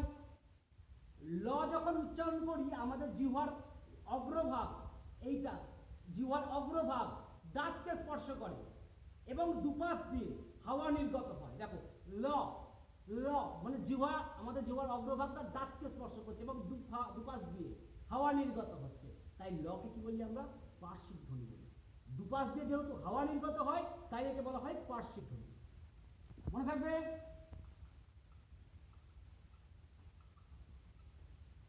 আমরা এটাকে বলি পার্শ্বিক ধ্বনি। কেন পার্শ্বিক ধ্বনি বলি? কারণ এর দুপাশ দিয়ে হাওয়া নির্গত হয়। বেশ, তাহলে জ র ল ব, বয়ের কোনো শব্দীকরণ নেই এই মুহূর্তে, তাহলে তালবস্বর মধ্যস্বর দন্তেস্ব হ। এবার আমরা যেটা পাবো সেটা হচ্ছে ডয় বিন্দুরা এবং ঢয় বিন্দুরা। ডয় বিন্দুরা এবং দেখো ডয় বিন্দুরা উচ্চারণ করতে আগে একটা জিনিস খেয়াল করবে, কেমন? ডয় বিন্দুরা যখন উচ্চারণ করছি আমরা কি কি পাচ্ছি? ড আর র, তাই না? ডয়ে বিন্দু, ডয়ে ডটা পাচ্ছি, ডয়ে ডয়ে বিন্দু র, আর রটাও পাচ্ছি। তাহলে ড উচ্চারণ করতে গেলে আমরা ড প্লাস র পাচ্ছি। ঢয় বিন্দুতেও সেই ঢ প্লাস র পাচ্ছি। এটা খেয়াল রাখবে। যেমন এই ডয় বিন্দু র আর ঢয় বিন্দু র আমরা যখন উচ্চারণ করি তখন কি হয়? তখন এই দুটো ধ্বনি প্রথম জ উচ্চারণ করতে গেলে আমাদের কোথায় যেতে হয়? আগেটা তোমাদের দেখিয়েছি, ট ঠ ড ঢ মূর্ধন্য মূর্ধায় যেতে হয়। এখানেও ঠিক তাই, জিহ্বাকে প্রথমে ড উচ্চারণ করতে মূর্ধায় যেতে হয় এবং তারপর র উচ্চারণ করতে গেলে আবার দাঁতের মূলে, নিচের পাটির দাঁতের মূলে পড়তে হয়। তাহলে জিহ্বাকে ওপর থেকে নিচ পর্যন্ত তরাক করে লাফিয়ে পড়তে হয়। কি করে পড়তে হয়? না তরাক করে লাফিয়ে পড়তে হয়, যেন জিহ্বাটা তরাক করে লাফিয়ে পড়ছে, বা কেউ যেন জিহ্বাটাকে তাড়াচ্ছে, যেন ছুটে বেড়াচ্ছে। এই যে জিহ্বার ছুটে বেড়ানো, এই জন্য কে তারুণ্যজাত বলা হয়। তারুণ্যজাত ধ্বনি, এই দুটোকে একত্রে বলা হয় তারুণ্যজাত ধ্বনি। মনে থাকবে, তারুণ্যজাত ধ্বনি মনে থাকে যেন। তারুণ্যজাত ধ্বনি কেন? কারণ জিহ্বা, আমাদের জিহ্বা মূর্ধা থেকে একেবারে দন্ত মূলে এসে পতিত হয়, তার জন্য একে বলা হয়। ক্লিয়ার? আচ্ছা, এবার আমরা যেটা পড়বো তালবস্বর মূর্ধন্য দন্তেস্ব হ, ডয় বিন্দু ঢয় বিন্দু। আচ্ছা, এবার যে চারটি বর্ণ আমরা বলবো সেটা হচ্ছে অন্ধত্বর, অনিশ্বর, বিসর্গ এবং চন্দ্রবিন্দু। এই চারটে বর্ণ, এই চারটে বর্ণ উচ্চারণ করতে, এই চারটে বর্ণ উচ্চারণ করতে কি হয় না, এই চারটে বর্ণ উচ্চারণ করতে কখনো এরা নিজে নিজে উচ্চারিত হতে পারে, এরা সব সময় অপরের সাহায্য। এই জন্য এদেরকে বলা হয় আশ্রয়ী ভাবী বর্ণ। মনে থাকবে, এই জন্য এদেরকে বলা হয় আশ্রয়ী ভাবী বর্ণ। কেমন? কারণ এরা সব সময় অপরের সাহায্যে উচ্চারিত হয়, বা এদেরকে বলা হয় অযোগবাহ বর্ণ। ক্লিয়ার? অযোগবাহ বর্ণ, অযোগবাহ বর্ণ বা আশ্রয়ী ভাবী বর্ণ।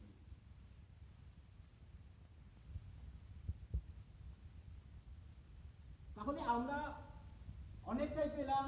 আবার একবার তোমাদের বিশ্লেষণে যাই, যেখানে আমরা দেখতে পেলাম, দেখো এই যে জ র ল ব, এটাকে আমরা বললাম অন্তস্থ ধ্বনি, কারণ স্পর্শধ্বনি এবং উষ্মধ্বনির মাঝে অবস্থান করছে, তাই এটাকে বলা হচ্ছে অন্তস্থ ধ্বনি। এবং তালবস্বর মূর্ধন্য দন্তেস্ব হওয়া চারটে ধ্বনিকে একত্রে বলা হয় উষ্মধ্বনি, কারণ এই চারটে ধ্বনি উচ্চারণ করতে হলে কি হয়? উষ্ম বাতাস নির্গত হয়। তারপরে তালবস্বর মূর্ধন্য দন্তেস্ব, এই তিনটে ধ্বনিকে একত্রে বলা হচ্ছে শীষ ধ্বনি। কেন শীষ ধ্বনি বলা হচ্ছে? কারণ শীষ দেওয়ার মধ্যে এক প্রকার শব্দ নির্গত হয়। হকে কণ্ঠনালী বলা হয়, কণ্ঠনালী থেকে হ উচ্চারণ হয় বলে। ডয় বিন্দু ঢয় বিন্দুকে তারুণ্যজাত ধ্বনি বলা হয়। এবং খণ্ডত্ব, অনিশ্বর, বিসর্গ, চন্দ্রবিন্দুকে বলা হয় অযোগ।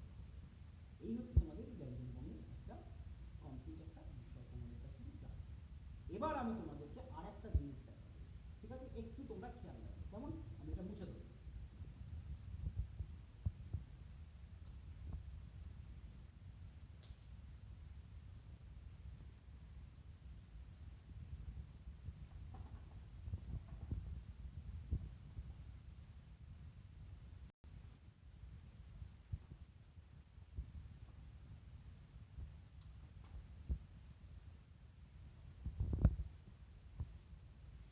আবার আমি যাব একটু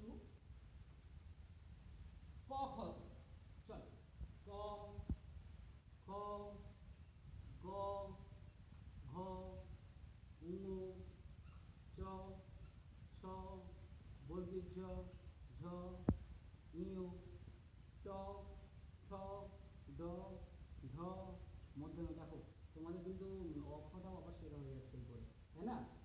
দেখো টঠাটা মূর্ধন্য। আচ্ছা ট ঠ দ ধ দন্তন্য প ফ ব ভ ম। এবার ব্যাপার হচ্ছে আমরা আরেকটা জিনিস শিখবো, একটা হচ্ছে ঘোষ ধ্বনি, অঘোষ ধ্বনি, অল্প প্রাণ ধ্বনি আর মহাপ্রাণ। প্রথমে আমরা আসি অল্প প্রাণ ধ্বনি।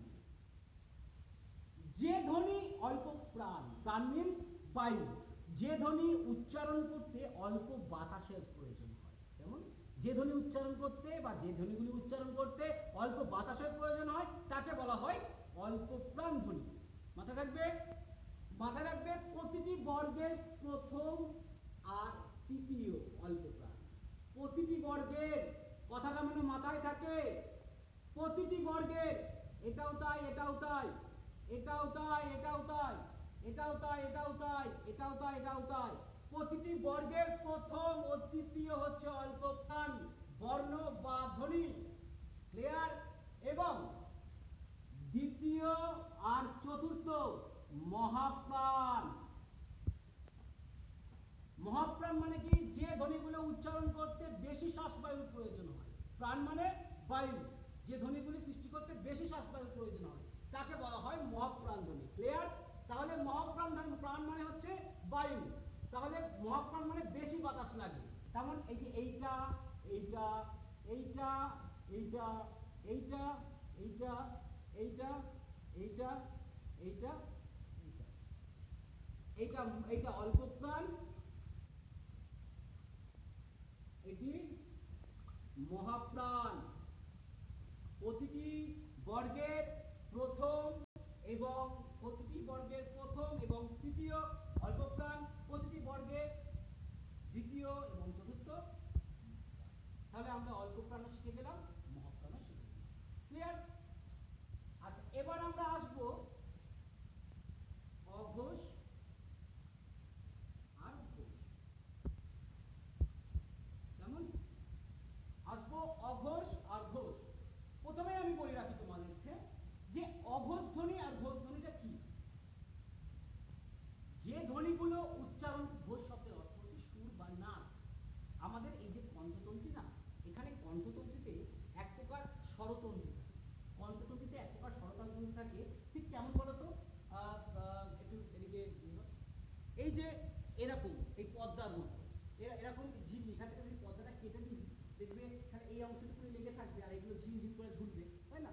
তাহলে এই যে ঝিলঝিল করে ঝুল মানে একটা অংশটা এরকম ভাবে লেগে থাকে আর এটা না ঝিলঝিল করে ঝোলে। বুঝতে পারলে কোনো একটা মানে উপরের অংশটা ধরো আছে আর এখান থেকে আমি তলা দিয়ে ধরো কাঁচি দিয়ে কাটতে শুরু করবো, তাহলে কি হবে? একটা ঝিলঝিল ঝিলঝিল ঝিলঝিল ব্যাপার থাকবে, তাই না? তো এই যে ঝিলঝিলের ব্যাপারটা থাকবে, আমাদের কণ্ঠতন্ত্রটা ঠিক কেমন? স্বরতন্ত্রটা যেটা আমাদের কণ্ঠের ভেতরে আছে, এই স্বরতন্ত্রগুলোর এখন একটা সাহিত্য অবস্থায় আছে, এর উপর এর এর মধ্যে দিয়ে ধ্বনিগুলো যাতায়াত করে। যখন অঘোষ ধ্বনিগুলো যাতায়াত করে তখন কোনো প্রকার সুর বা অনুরণনের সৃষ্টি হয় না। যখন অঘোষ ধ্বনিগুলো যাতায়াত করে তখন কোনো প্রকার সুর বা অনুরণনের সৃষ্টি হয় না। তাহলে সুর সৃষ্টি না হলে, বলো, সুর সৃষ্টি না হলে তাহলে ঘোষ শব্দের অর্থ কি বললাম? সুর বা না। ক্লিয়ার? মাথা রাখবে প্রতিটি বর্গের প্রথম আর দ্বিতীয়, প্রতিটি বর্গের প্রথম আর দ্বিতীয়, প্রতিটি বর্গের প্রথম আর দ্বিতীয়, এটা হচ্ছে অঘোষ ধ্বনি, এটা হচ্ছে অঘোষ ধ্বনি। আর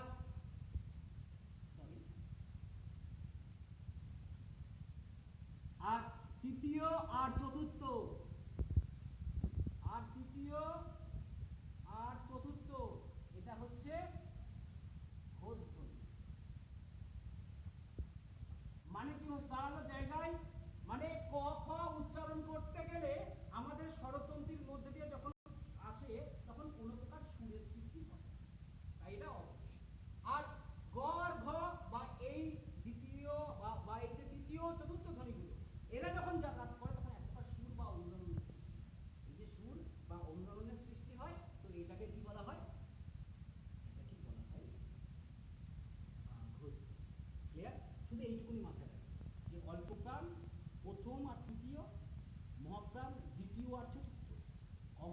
প্রথম আর দ্বিতীয়, আর ঘোষ তৃতীয় আর চতুর্থ। এই কটা জিনিস মাথায় রাখবে। এই যে তোমাদের একটা সম্পূর্ণ ধারণা একটা দিলাম ব্যঞ্জন ধ্বনি সম্পর্কে, এটা তোমাদের কিন্তু সারাটা জীবন মাথায় রাখতে হবে আপ টু কম্পিটিটিভ এক্সাম পর্যন্ত। ক্লিয়ার? আজকে আমি তোমাদের ব্যঞ্জন ধ্বনি নিয়ে আলোচনা করলাম, আমি নেক্সট দিন তোমাদের স্বরধ্বনি নিয়ে আলোচনা করব। কেমন? তোমরা আমি চেষ্টা করলাম তোমাদের কাছ পর্যন্ত পৌঁছানো। আমি জানি না কতটা তোমাদের বোঝাতে পারলাম বিষয়টা, তবে তোমরা যদি কোনো সমস্যা থাকে আর যদি কোনো রকম মনে করো যে বুঝতে পারিনি, আমাকে জানাবে। আর সম্পূর্ণ ব্যাপারটা আরেকবার আমি যদি আবার অ্যানালাইসিস করতে আমি করে দিচ্ছি। ক থেকে ম স্পর্শধ্বনি, কেমন? তারপরে তালবস্য, মূর্ধন্য, দন্তস্ব, হ ঊষ্মধ্বনি, মাঝে জ র ল ব, এটাকে আমরা বলি অন্তস্থ ধ্বনি। যাকে আমরা বলি বলো তারুণ্যজাত ধ্বনি। তারপরে রয়েছে র, শুধুমাত্র র, কম্পিত ব্যঞ্জন বা কম্পিত ধ্বনি। তারপরে হচ্ছে ল, দন্তমূলীয় ধ্বনি বা পার্শ্বিক ধ্বনি, কেমন? হ, কণ্ঠনালীয় ধ্বনি। তালবস্য, মূর্ধন্য, দন্তস্ব, তিনটে শীষ ধ্বনি, শীষ দেওয়ার মতো শব্দ হয় বলে। আচ্ছা, আর হচ্ছে খন্দত্ব, বিসর্গ, চন্দ্রবিন্দু, অনেশ্বর, এই যে চারটে ধ্বনি এরা হচ্ছে অযোগবাহ ধ্বনি। আর কি বললাম তোমাদেরকে? আর উম, ইং, দন্তন, মূর্ধন্য, ম, এই পাঁচটা ধ্বনিকে বলা হয় নাসিক্য ব্যঞ্জন। কারণ এই নাসিক্য ব্যঞ্জন উচ্চারণ করতে গেলে আমাদের নাক এবং মুখ যুগপদ দিয়ে শ্বাসবায়ু নির্গত হয়, তাই একে বলা হয় নাসিক্য ব্যঞ্জন বা নাসিক্য ধ্বনি। আর আর কি বলো, এই আরেকটা জিনিস তোমাদের ছোট্ট একটুখানি একটা জিনিস আমি বলে দিই, একটুখানি দাঁড়াও।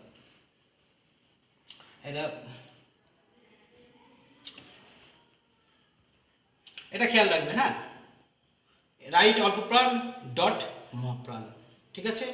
আচ্ছা, ড্যাশ অঘোষ আর হচ্ছে গোল ঘোষ।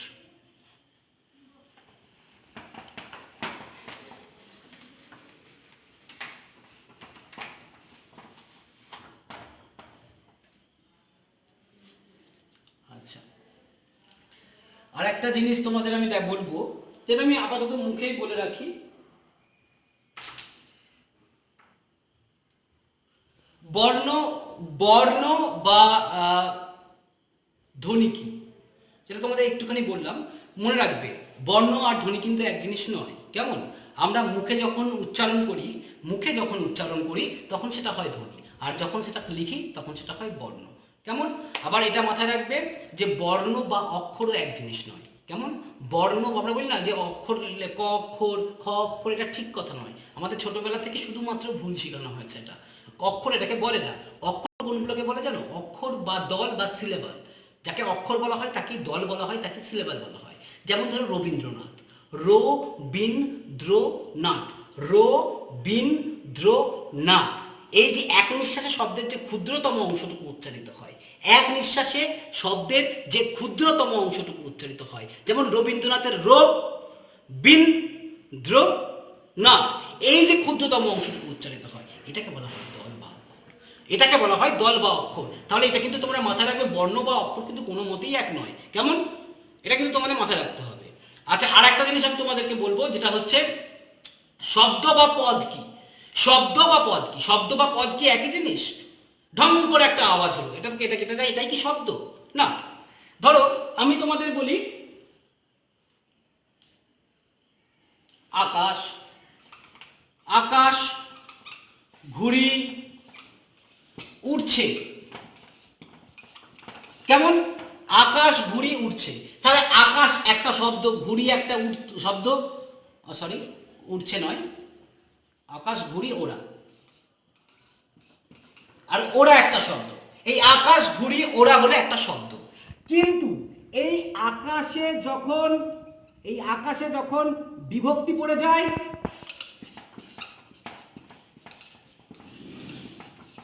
এই যে বিভক্তি পড়ে যায়, এই যে আকাশে যখন বিভক্তি পড়ে গেল, তখন সেটা কি হয়ে গেল বলতো? পদ। মাথায় থাকবে, মানে এটা মাথায় রাখবে, শব্দের সঙ্গে বিভক্তি যুক্ত হয়ে শব্দ পদে পরিণত হয়। বাক্যের মধ্যে যে শব্দগুলো থাকে আমরা সেগুলোকে পদ বলি, বাক্যের বাইরে যেগুলো থাকে তাকে আমরা শব্দ বলি। তাহলে আকাশ যখন শুধু বলি আকাশ, সেটা শব্দ। আকাশে ঘুড়ি উঠছে, আকাশে পদ। ক্লিয়ার? তাহলে তোমরা পদও শিখে গেলে, শব্দও শিখে গেলে। এবার নেক্সট কোনো দিন তোমাদের আজকে তোমাদের যখন ভাষার প্রাথমিক একটা দিক করালাম, এর পরের দিন আরো ভাষা সম্পর্কে আরো বিস্তারিত আলোচনা করব। আর সব থেকে বড় কথা, তোমরা একটা জিনিস খেয়াল রাখবে, তোমরা যখন পড়বে কেমন, তখন অবশ্যই খুব ভালো করে হেডফোন ইউজ করবে। কেমন, সকলেই হেডফোন ইউজ করবে, হেডফোন ব্যবহার করে শুনবে, অনেক বেশি ভালো লাগবে। আর যার যার প্রবলেম থাকবে তোমরা আমাকে কমেন্ট করবে, আমি তোমাদের সকলের কমেন্টের উত্তর দিয়ে দেবো এবং সমাধান করে দেবো। কেমন, আর বর্তমান পরিস্থিতি কবে আবার সাধারণ হবে এই মুহূর্তে তো আমরা বুঝতে পারছি না, বা কেউই বুঝতে পারছি না। তো সেই একটা জায়গায় দাঁড়িয়ে অনেকের প্রশ্ন যে আমরা স্যার আমরা কবে থেকে পড়তে যাব, বা অনেক স্যারই তো পড়াচ্ছেন।